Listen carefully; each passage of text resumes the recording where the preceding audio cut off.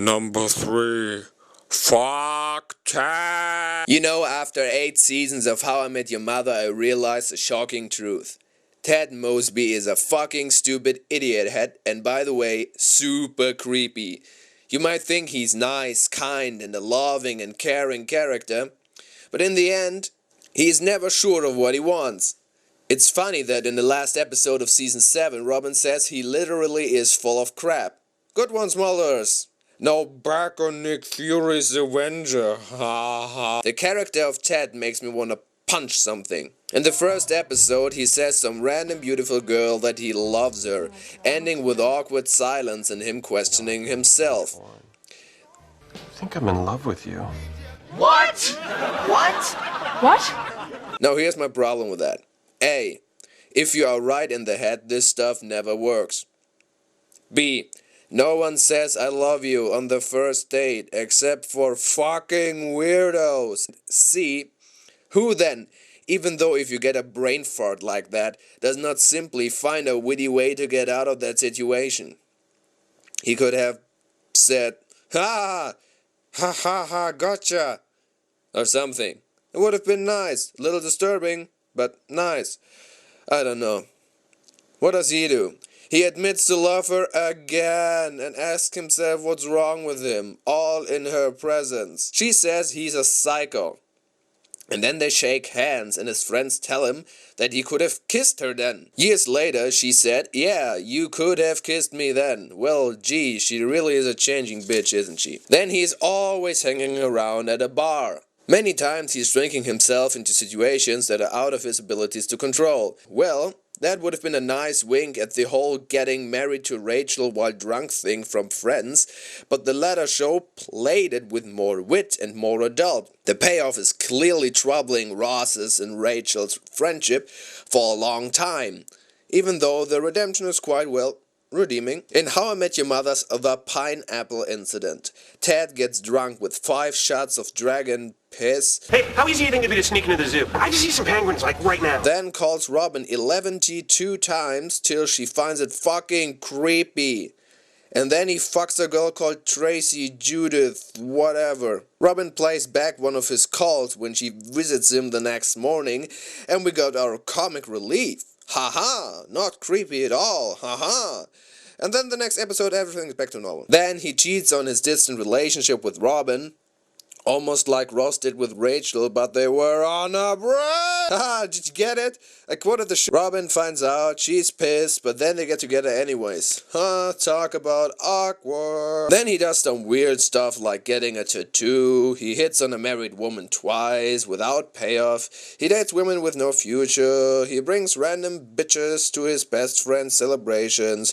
He's a douche when he's in the wrong classroom. He literally is in the wrong classroom. He makes fun of his pupils' names, invites them to a bar, to his friends, and he's drinking with them. Later he's drinking with them because Robin says that word a lot on TV.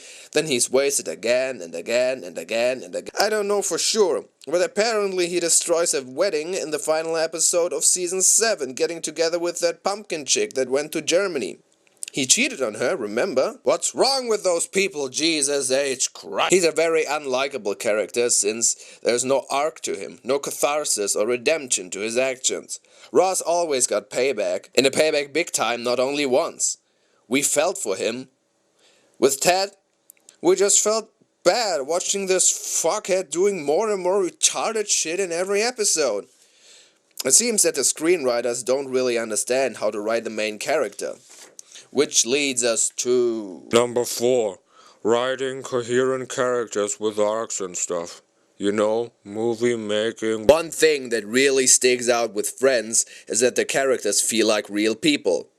See, they did some weird stuff from time to time, but they stayed the same for over 10 seasons. I know! After a while, you can see that the screenwriters did adapt their characters to appeal to certain situations, but it never was totally out of place or character. Oh, relax. I didn't say the F word. She's sweat, wet, got it going like a turbo vet. Does How I Met Your Mother get out of character? Let's find out. Besides everything you already know about relationships destroyed by the main characters, here's more! So Lily always gets attracted to Robin, ha ha ha, lesbians, and is very horny bitch from time to time. Marshall is a caring husband who does not want to do anything to be unclean and dirty, but constantly does his sexy thing with her in the bar. You know, when they have catchphrases? You know, when to fuck?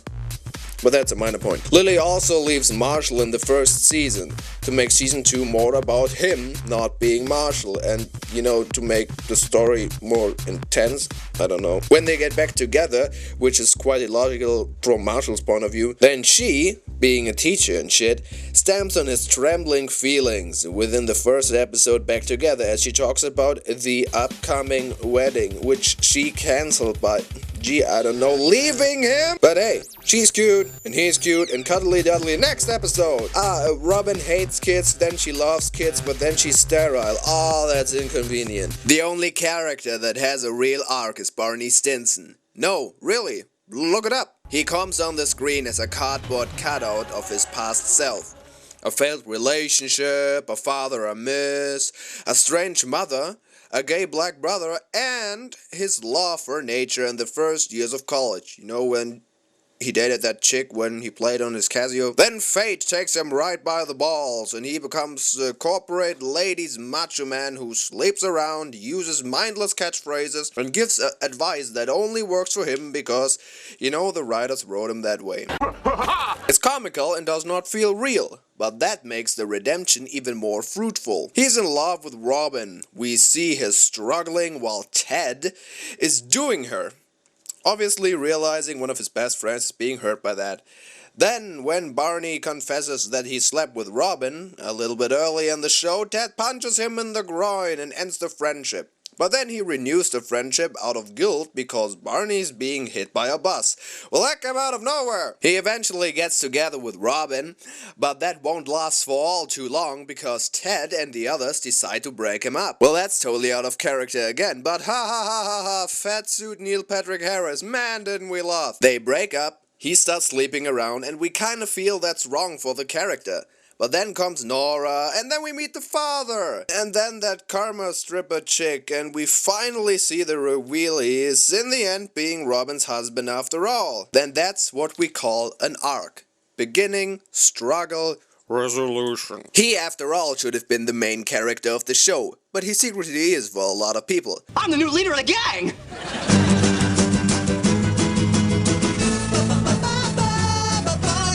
He's carrying the show because of his many talents and the fact that he is awesome. Ted is just some weirdo the show's creators like to put in because they quote-unquote wanted to tell their life's story. You are the fucking weirdos!